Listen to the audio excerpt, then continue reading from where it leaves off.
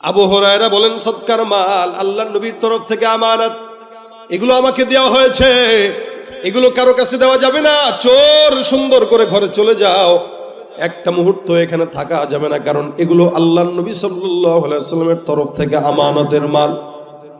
আমাদের দেশের মানুষ যদি হতো আমানতের মালকে নিজের মনে করে পকেটে ঢুকায় আর খায়, একবার কল্পনাও করে না এই মালটা আমার নাকি অন্য কারো।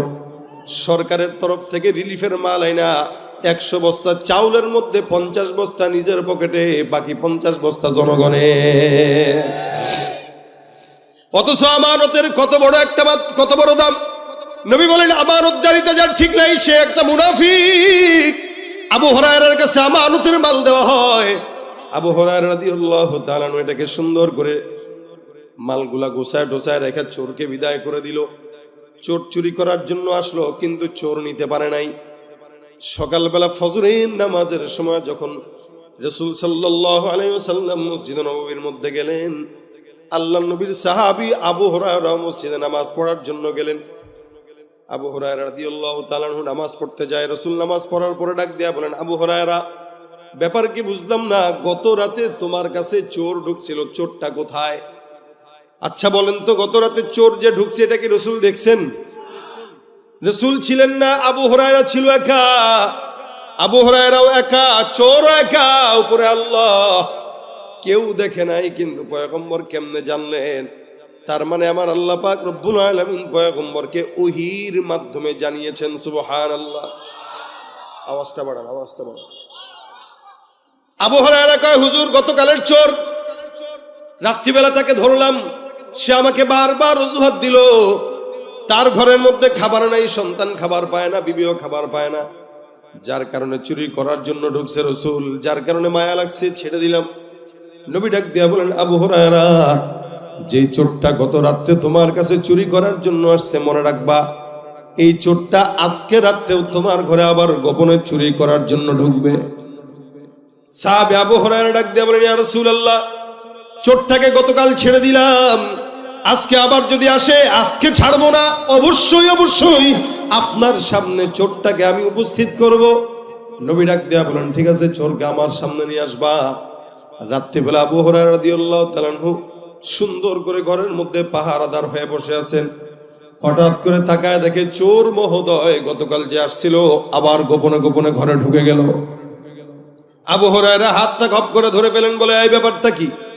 গত রাত্রে তুমি আসছো, গতকাল রাত্রিবেলা তোমাকে বারবার বলছিলাম খবরদার যেন আর কোনোদিন চুরি করবা না, কিন্তু আজকে রাত্রেও তুমি আবার ঢুকে গেলা। কাহিনী বুঝলাম না, কারণটা কি? এখানে কেন তুমি আসলা? গত রাত্রে না তুমি ওয়াদা করছো আর আসবা না? চোরটা আবার কান্নাকাটি শুরু করে বলে, আবু হুরায়রা, আমার ঘরের বিবি খাবার পায় না, মা খাবার পায় না, ঘরের মধ্যে এখনো পর্যন্ত অনেক দিন হয়ে গেছে চুলায় আগুন জ্বলে না। তুমি যদি কিছু খাবার এখান থেকে আমাকে দাও, ঘরের সন্তানদেরকে নিয়ে, বিবিকে নিয়ে খাওয়াইতে পারবো। আবু হুরায়রা কয়, আমি যখন বারবার সে আমাকে আকুতি মিনতি করা শুরু করলো, আমার দিলের মধ্যে মায়া লেগে গেল, দয়া লেগে গেল। আমি চোরটাকে ছেড়ে দিলাম। অনেক কসম খাইলো, অনেক ওয়াদা করলো, কসম খাওয়ার কারণে তাকে আমি ছেড়ে দিলাম, সে আবার চলে গেল। পরের দিন সকালবেলা ফজরের নামাজের সময় পয়গম্বর যখন মসজিদের মধ্যে হাজির হয়ে গেছে, রাসূল ডাক দিয়া বলেন, হে আবু হুরায়রা, গতকালকের চোরটা আসছিল, কেন ছেড়ে দিলা? চোরটা কোথায়? আবু হুরায়রা কয়, হুজুর, গতকালের যে চোরটা আসছিল ওই চোরটা আবার আসছিল, কিন্তু এমন ভাবে কান্নাকাটি আর কসম খাইলো, যার কারণে আমি আবু হুরায়রার দিলের মধ্যে মায়া লাগছে, আমি তাকে ছেড়ে দিয়েছি। রাসূল এত বারবার করে বলতেছিল, ভাই চোরের একটা স্বভাব আছে। চোরের স্বভাব হইল, ও যতবারই চুরি করুক, ধরা খাওয়ার পরে সে একই কথা বলবে আর জিন্দেগিতে, এটা চোরের স্বভাব। একবার মার খাবে, আবার ধরা খাবে, আবারও করবে, একবার জেলে যাবে, আবার ধরা খাবে, ক্ষমতা আসবে, আবারও করবে। সুতরাং চোরদেরকে বেশি বিশ্বাস করতে নাই। যত কান্নাকাটি করুক, ওর কাজই হইল ধরা খাইলে কানবে, এটাই তার কাজ। আপনি ধরবেন, মারবেন, কান্নাকাটি করবে, মাফ চাবে, কসম খাবে, আল্লাহর কসম, নবীর কসম, আমার মায়ের কসম, মায়ের দুধের কসম, মানে এমন কোনো কসম নাই যেটা সে দিবে না। সে দিবে, কিন্তু দেওয়ার পরেও সে আবার কি করবে? দেওয়ার পরেও কি করবে? আবার আবার কসম ভাঙবে। এটা চোরের আদত। রাসূল সাল্লাল্লাহু আলাইহি ওয়াসাল্লাম বলেন, কি ব্যাপার, গত রাত্রের চোরটা আসছিল, কি করলে? হুজুর মায়া লাগছে, ছেড়ে দিছি। রাসূল বলেন, আবারও আজকে আসবে। আবু হুরায়রা কয়, হুজুর 2 দিন মাফ করছি, আজকে যদি আসে লাঠি নিয়ে পিটায়া। না না, পিটাও না, আমার কাছে নিয়ে এসো। দড়ি টড়ি নিয়ে একদম রেডি, ঘরের ভিতরে বসা। চোর মহোদয় ঢুকছে ঘরের মধ্যে। আবু হুরায়রা রাদিয়াল্লাহু তাআলা আনহু বলেন, কি ব্যাপার? দরজাটা সুন্দর করে লাগায় দিয়ে আবার চোরের সঙ্গে সামনে বসে কয়, এই গত 2 দিন না বলছিস আসবি না, আজকে আবার আসলি যে? হুজুর মাফ করে দেন। আবু হুরায়রা কয়, মাফ না, আজকে তোরে রাসূলের কাছেই নেব। আর চোর জানে নবীর কাছে যাওয়া মানে চোরের বিচার আছে না নাই? ইসলাম বিচার দিয়েছেন কি, আস-সারিকু ওয়াস-সারিকা ফাকতাউ আইদিয়াহুমা। কেউ যদি চুরি করে, সেটা পুরুষ হোক নারী হোক, এদের দুজনের হাত কেটে দাও। ইসলামের আইন কি? চুরি করলে কি করবে? আমাদের বাংলাদেশে যদি এই আইন থাকতো, আলহামদুলিল্লাহ, যদি থাকতো, তাহলে যতগুলো নেতা কর্মীরা পালাইছে সবগুলোর হাত আর পা একটারও থাকতো না, হুইল চেয়ারে পালানো লাগতো। কি বলেন?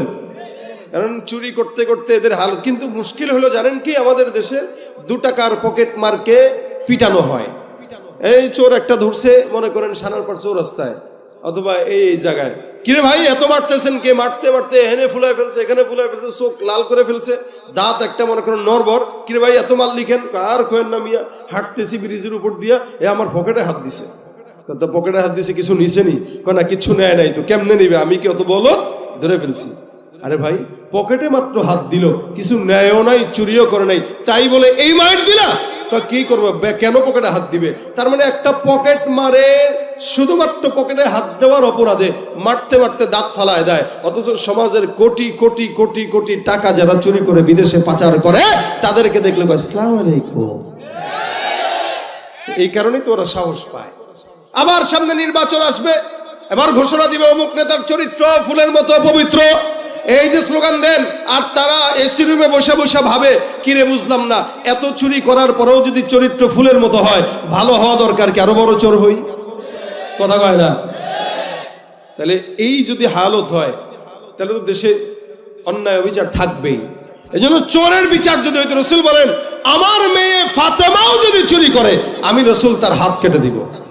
সুবহানাল্লাহ কয় না? রাসূল বলেন, আমার মেয়ে ফাতেমাও যদি চুরি করে, কি হবে? হাত কাটা হয়ে যাবে। সেখানে চোর মিনিমাম যদি 10 দিরহাম পর্যন্ত চুরি করে, ইসলাম বলে তার হাত কেটে দাও।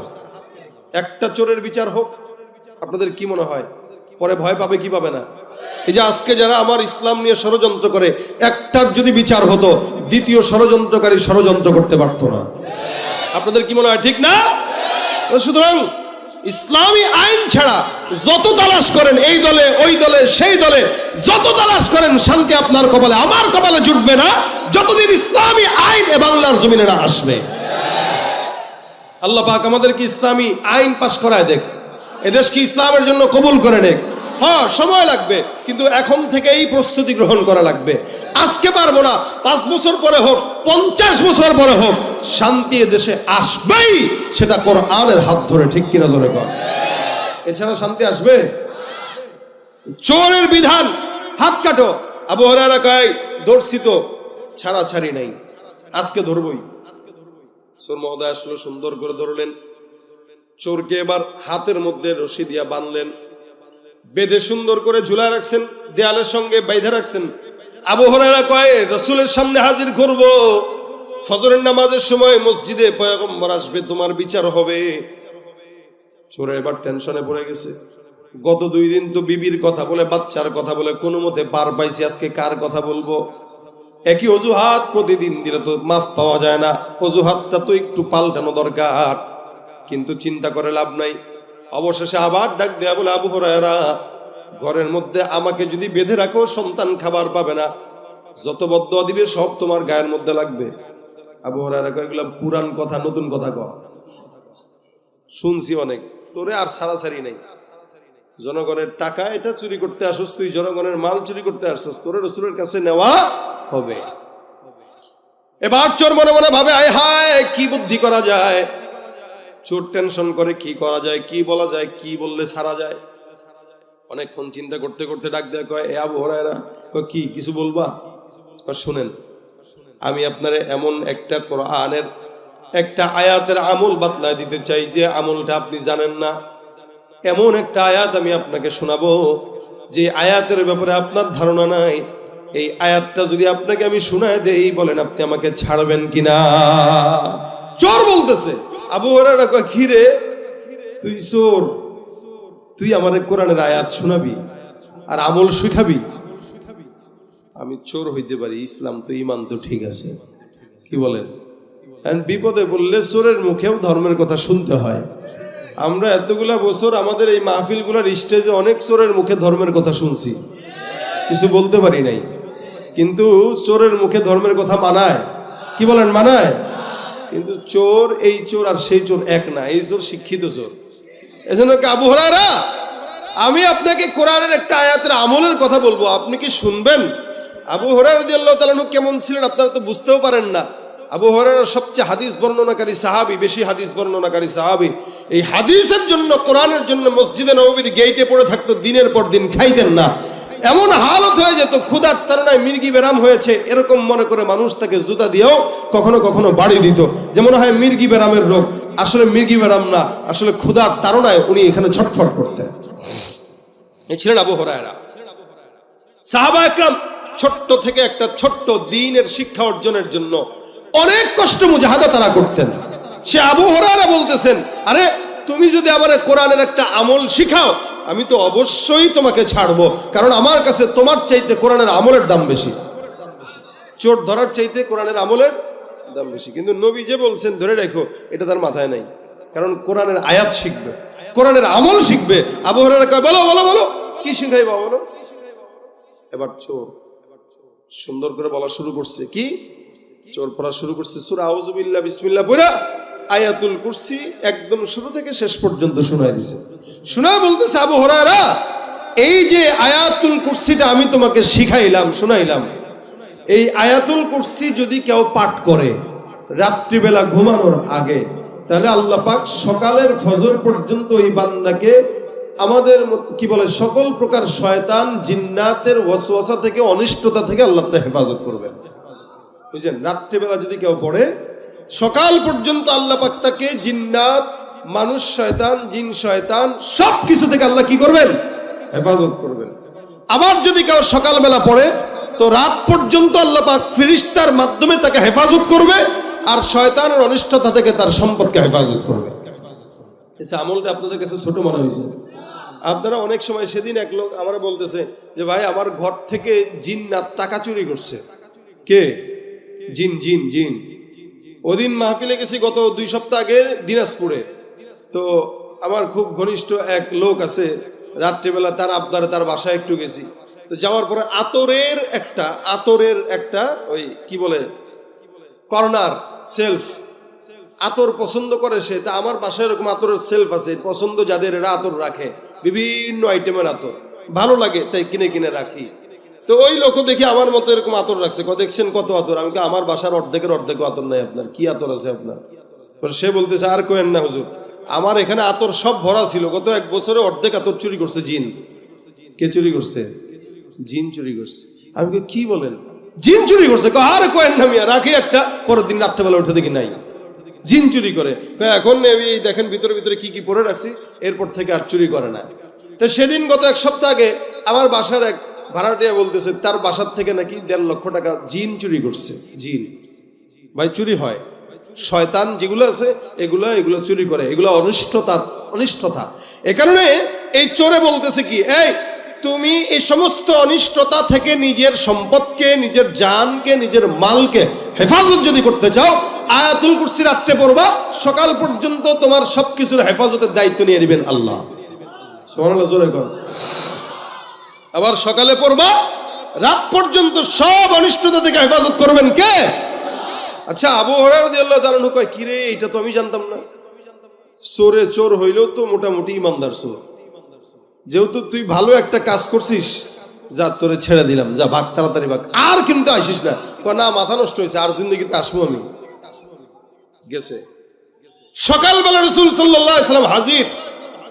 নবী এসে ডাক দিয়ে বলতেছেন, কি ব্যাপার, চোর কোথায়? আবু হুরায়রা হুজুর কাম একটা তো ঘটে গেছে, আমি বিপদেই পড়ছি হুজুর, তিনবার ধরলাম কিন্তু চোরকে আপনার কাছে আনতে পারলাম না। রাসূল বলেন কি সমস্যা? হুজুর গত 2 দিন ধরছি, 2 দিন সে তার মায়ের নামে, শিশুর নামে, বাচ্চার নামে, বউর নামে নানান অজুহাত দিয়ে টিয়ে ভাগছে, মায়া লেগে গেছে। রুহামা উবাইনাহুম, সাহাবা একরাম ছিল, এদের দিলে মায়া ছিল, দয়া ছিল। কিন্তু লাস্টের দিন হুজুর তাকে দড়ি দিয়া বাঁধছি, বাঁধার পরে সে আমারে বলতেছে, ভাই রে তোমার আমল একটা শিখাবো, বিনিময়ে ছেড়ে দিও। আমি চিন্তা করছি আমার আমল দরকার, চোর দরকার নাই। চোর দিয়ে কি করবে? চোর থাকবে যতক্ষণ থাকবে ততক্ষণ বিপদ। এদিকে তাকাবো ওদিক দিয়ে ওটা পকেটে পড়বো, ওদিকে তাকাবো ওটা পকেটে পড়বো, ওর সাথে আমি পারবো? চিন্তা করলাম ওরে কোনো মতে ঘর থেকে বের করতে পারলে বাঁচি, তবে বের যে করবো কিছু তো একটা দিবে। সে আমারে বলছে আমাকে একটা আমল শিখাবে, আমলের বিনিময়ে তাকে ছাড়তে হবে। তা আমি আল্লাহর রহমতে চিন্তা করলাম আমলটা শেখা জরুরি। আমি চোরের থেকে আমল শিখছি, চোরকে আমি ছেড়ে দিছি। নবী বলেন কি আমল শিখছি একটু শোনাও মানে। সাহাবী বলতেছেন, হুজুর চোর আমাকে বলে গেছে কেউ যদি রাত্রে বেলা ঘুমের আগে আয়াতুল কুরসি তেলাওয়াত করে তো সারা রাত আল্লাহ পাক শয়তানের অনিষ্টতা থেকে হেফাজত করবে। আবার সকালবেলা যদি পাঠ করে তো সারা দিন আল্লাহ পাক শয়তানের অনিষ্টতা থেকে হেফাজত করবে। নবী বলেন মাশাআল্লাহ। এই আবু হুরায়রা মনে রাখো, ইন্নাহু ক্বাদ সাদাকাকা ওয়া হুয়া কাযুব। আবু হুরায়রা সে তোমাকে যা বলেছে 100% সত্য কথা বলেছে, তবে সে যে লোকটা বলেছে লোকটা সত্যবাদী না, সে মিথ্যাবাদী। আবু হুরায়রা হুজুর আপনি কি তারে চিনেন? আপনি কি তাকে চিনেন? প্রথমবার আসলো, আপনি বললেন আবারও আসবে, সে আসছে। আপনি বললেন আবারও আসবে, সে আসছে। আবার এখন বলতেছেন সে মিথ্যাবাদী, তার মানে রাসূল আপনি তাকে চিনেন? আপনি বলেন তো নবী সে কে? নবী বলেন অবশ্যই আমি তাকে চিনি, কারণ তার ব্যাপারে আল্লাহ আমাকে সতর্ক করেছেন। যাকা শাইতান, ও আসলে দুনিয়ার কোনো সাধারণ চোর না, ওটা হলো শয়তান চোর। কে? শয়তান। কে? আবু হুরায়রা হুজুর শয়তান আসছে? কহা ইবলিসের সবচেয়ে বড় যে শয়তান, ওদের মূল নেতা এতদিন পর্যন্ত তোমার এই সম্পদের অনিষ্টতা করার জন্য তোমার কাছে 3বার আসছে কিন্তু পারে নাই। লাস্টে বাঁচার জন্য, আমি নবীর হাত থেকে বাঁচার জন্য কোনো মতে তাদের হাত থেকে যেন বাঁচতে পারো এটার আমল শিখাই দিয়ে গেছে। কারণ আমার কাছে ধরা খাইলে তার খবর ছিল। বুঝেন? যে বলেছে সে কে? সে কে? শয়তান। যেহেতু শয়তান জানে কোন কাজ করলে তার থেকে আপনি বাঁচতে পারবেন, আর ওই শয়তানই শিখাই দিয়ে গেছে আবু হুরায়রা যদি আয়াতুল কুরসি পড়ো তো আল্লাহ পাক তোমাকে হেফাজত করবে। এই জন্য এটা অনেক বড় ফজিলতপূর্ণ একটি আয়াত। আমরা আমাদের সমাজে বসবাস করি, দেখা যায় অনেক সময় টাকা জমাই ব্যাংকে, 2 টাকা 5 টাকা 10 টাকা 20 টাকা করে রাখেন। আর আপনি এটারে আয়াতুল কুরসি পড়ে ফু দিয়ে রেখে দিবেন, দেখবেন ইনশাআল্লাহ অনিষ্টতা আসবে না, বরকত বাড়বে। আর যদি এমনি রেখে দেন, ওই আপনার যেই টাউট পোলাটা আছে এটা মোটামুটি খোসায় খোসায় ওখান থেকে টাকা বার করে গাঁজা খাবে। কি? এজন্য যখন টাকা রাখবেন ব্যাংকে রাখেন, যেখানেই রাখেন, ঘরে রাখেন, আয়াতুল কুরসি পড়া রেখে দিবেন, ইনশাআল্লাহ আপনার সম্পদ কোনো জিন শয়তান চুরি করতে পারবে না। এটা হলো আমল, হাদিসের আমল। উবাই ইবনে কাব রাদিয়াল্লাহু তাআলা থেকে বর্ণিত, উনি বলেন যে আমি একবার, আমার বিশাল বড় একটা খেজুর বাগান ছিল, ওই খেজুর বাগানে আমি একদিন গেলাম বাগান পরিদর্শন করার জন্য, কতটুকু ফল ধরছে। উবাই ইবনে কাব রাদিয়াল্লাহু তাআলা বলেন যে আমি বাগানের ভিতরে ঢুকে একটা যুবককে দেখলাম দুপুরবেলা, কিন্তু যুবকটাকে দেখে আমার সন্দেহ হইলো যে আসলে কি এটা মানুষ নাকি জিন, এমন কেন চেহারা। দেখবেন কিছু কিছু মানুষ আছে দেখলে ভয়ঙ্কর মনে হয়। তো উবাই ইবনে কাব বলেন, আমি লোকটাকে দেখে ডাক দিয়া বললাম, এ ভাই তুই কি আসলে মানুষ নাকি জিন্নাত, বল আমাকে। আমি তাকে ধরলাম, সে বলতেছে, ভয়ে বলতেছে, হ্যাঁ আসলেই আমি জিনের জাতি এবং জিনের মধ্যে সর্বোচ্চ শক্তিশালী যে আমি সে। আবু হুরায়রা বলতেছে, তাহলে তোমার হাতটা আমাকে দেখাও।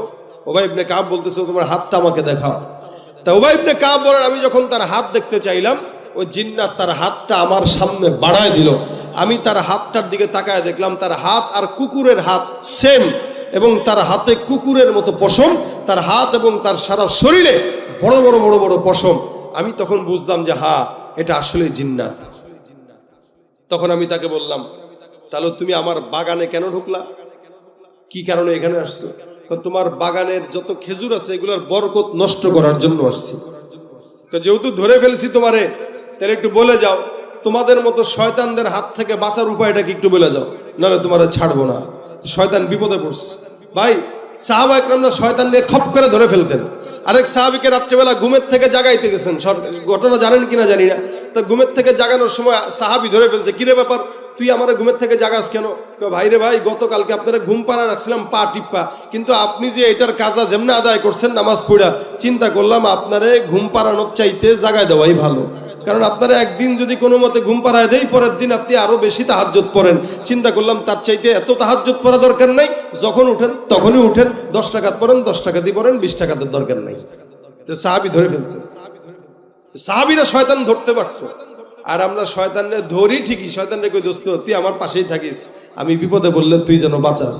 এই আমাদের দেশের শয়তানগুলা এখন লজ্জা পায়। ওই আব্দুল লতিফ সিদ্দিকী যখন কয় আমার কোনো গুনাহ নাই, শয়তান কয় আল্লাহ আমি কি শয়তান, ও আমার চেয়ে বড় না। ঠিক কিনা জোরে কন?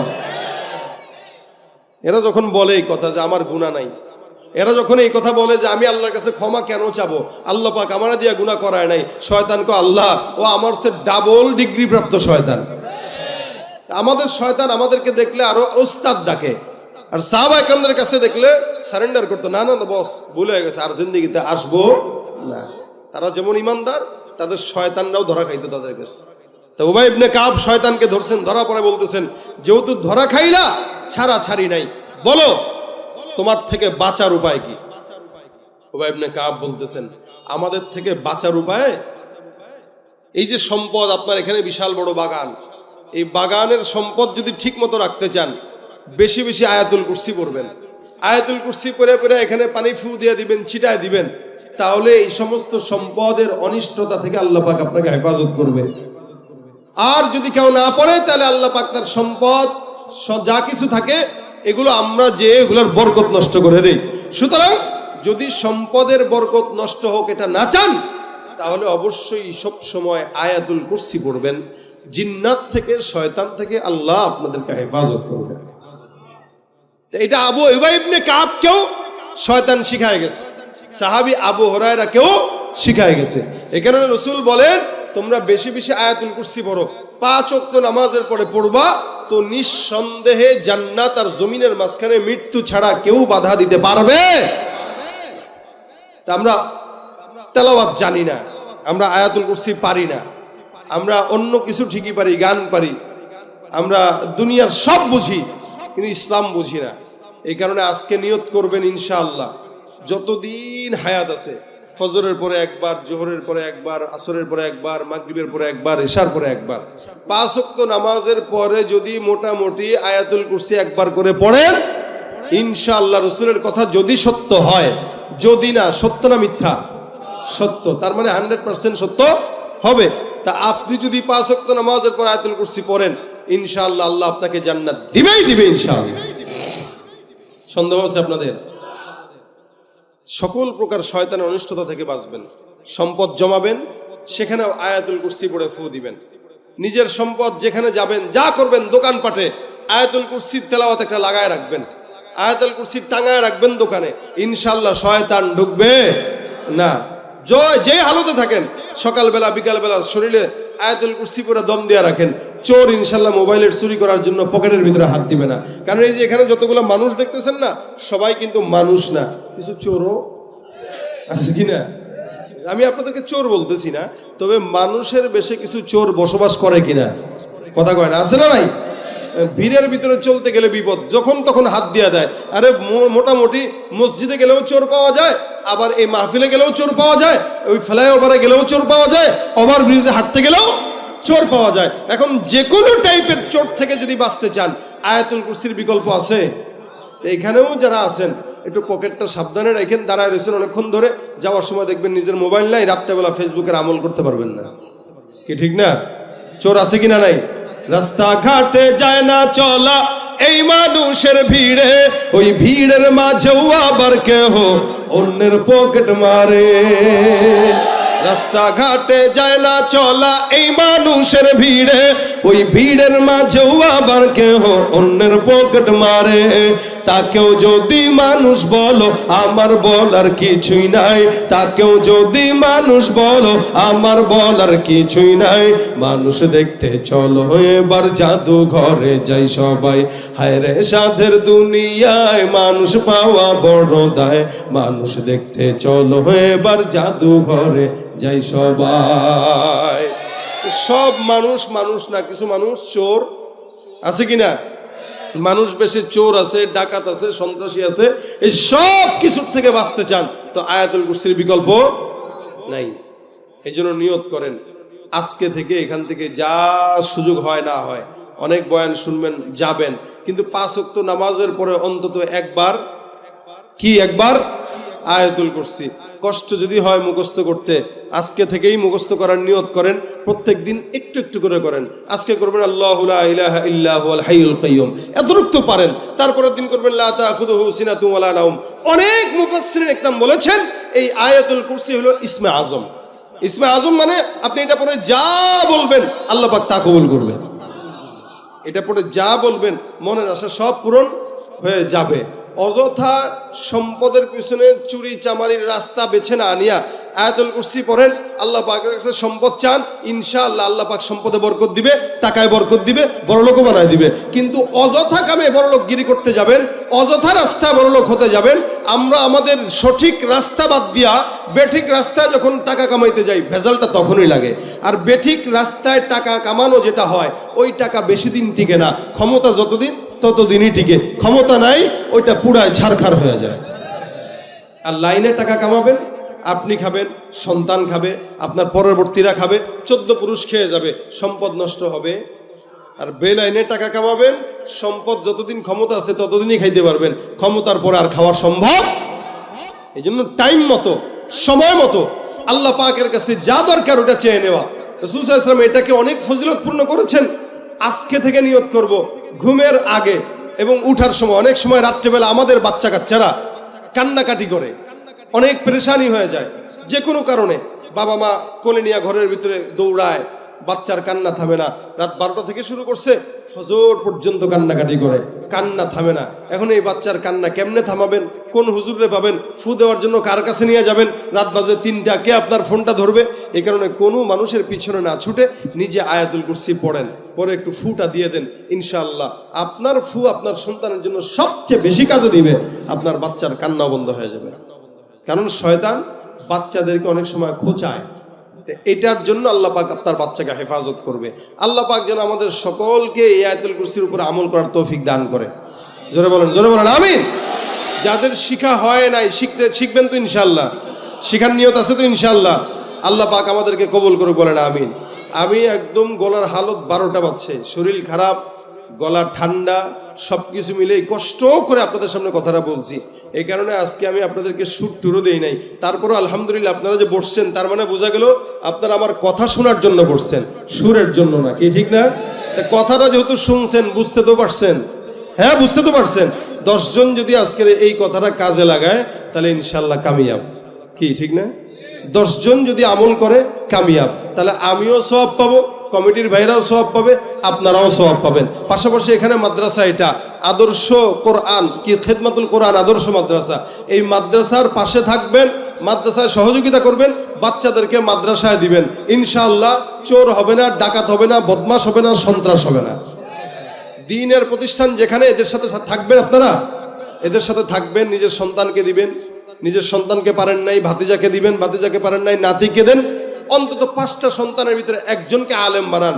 অন্তত আপনার মৃত্যুর পরে যেন আপনার কবরের পাশে দাঁড়ানোর মতো একটা লোক থাকে। আর যদি আপনি স্কুলে কলেজে পড়েন কোনো আপত্তি নাই, প্রতিনিয়ত 1টা ঘন্টার জন্য পার্ট টাইম মাদ্রাসায় এসে কোরআন শেখার জন্য চেষ্টা করেন। আপনি যা কিছু দুনিয়ার জমিনে শিখেন কোনো আপত্তি নাই, কিন্তু কোরআনের জন্য 1টা ঘন্টা 10টা মিনিট 20টা মিনিট প্রতিনিয়ত মাদ্রাসায় যদি আসেন, একটা গ্রুপ করে আসেন, ইনশাআল্লাহ আমাদের মাদ্রাসার ওস্তাদরা আপনাদেরকে নিষেধ করবে না। তাহলে দুনিয়াও শিখলেন, আখেরাতও শিখলেন। আল্লাহ আমাদেরকে দুনিয়া আখেরাত উভয়টায় দান করুক, সকলে বলেন আমিন। ইনশাআল্লাহ পর্যায়ক্রমে এক একজন আলোচকরা আসবে।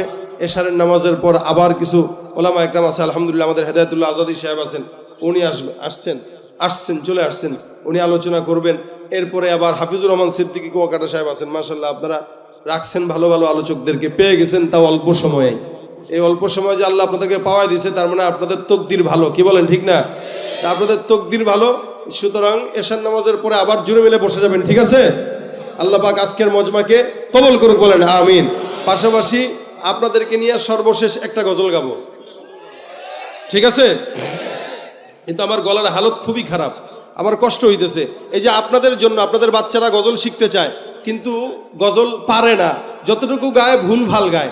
এই কারণে আমাদের এই বই, আমার মোটামুটি এই যে যেগুলো শুনছেন এগুলো এখানে আছে, আবার যেগুলো সমাজের ভিতরে পরিচিত এগুলাও এই জায়গাটায় আছে।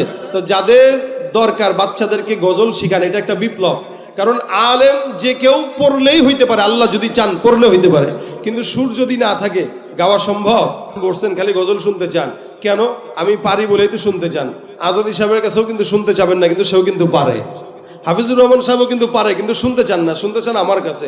তার মানে এটার ফোনের লোক আলাদা, লিকুল্লি ফান্নিন রিজাল, প্রত্যেকটা ফোনের লোক আছে আলাদা। আমাকে আল্লাহ পাক রব্বুল আলামিন এই ফোনের বানাইছে, পাশাপাশি আপনাদেরকে ওয়াজ করেও শোনাই। তাহলে এই যে একটা বিপ্লব সারা দেশে চলতেছে আলহামদুলিল্লাহ। আগে যুবকেরা গান শুনতো, এখন গানের পাশাপাশি সঙ্গীত, কি বলেন ঠিক না? তা আপনাদের বাচ্চাদেরকে সঙ্গীত শোনাবেন। অনেক লোকেরা বলে হুজুর আমার বাচ্চা আপনার গজল না শুনলে খায় না, আবার আপনার গজল না শুনলে ঘুমায় না, আবার কান্নাকাটি করলে আপনার গজল দিলে কান্না বন্ধ হয়ে যায়। এটা একটা বিপ্লব না? যদি গান দিয়া কান্না বন্ধ করা লাগতো তাহলে কি হইতো? আমরা যদি এগুলো না দিতাম তাহলে গান শোনা কান্না বন্ধ করা লাগতো, গান শোনা ঘুম পাড়ানো লাগতো। যেহেতু আমরা এগুলো দিচ্ছি, তার মানে এখন থেকে সঙ্গীতই হবে, কোনো গান হবে। বিশ্ব নবীর অপমানে যদি না কাঁদে তোমার মন, মুসলিম নয় মুনাফিক তুমি নবীজির দুশমন।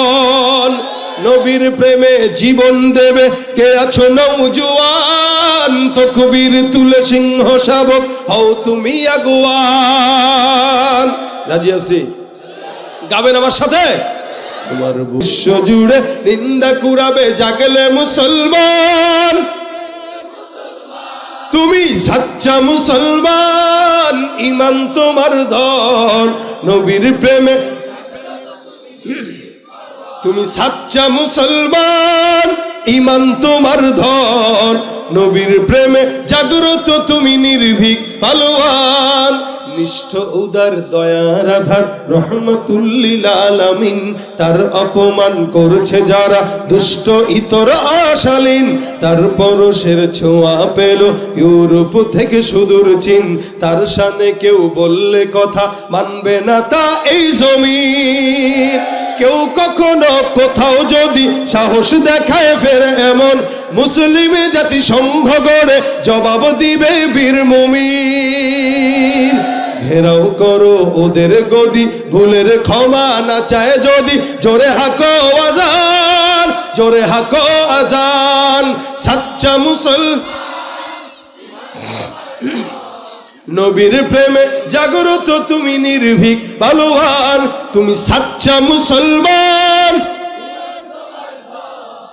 নবীর প্রেমে জাগ্রত তুমি নির্ভীক পালোয়ান। লিল্লাহে তাকবীর। আল্লাহ পাক আজকের মজমা কবুল করুক, বলেন আমিন। আমা তৌফিক ইল্লা বিল্লাহ। আসসালামু আলাইকুম ওয়া রাহমাতুল্লাহি ওয়া বারাকাতুহু।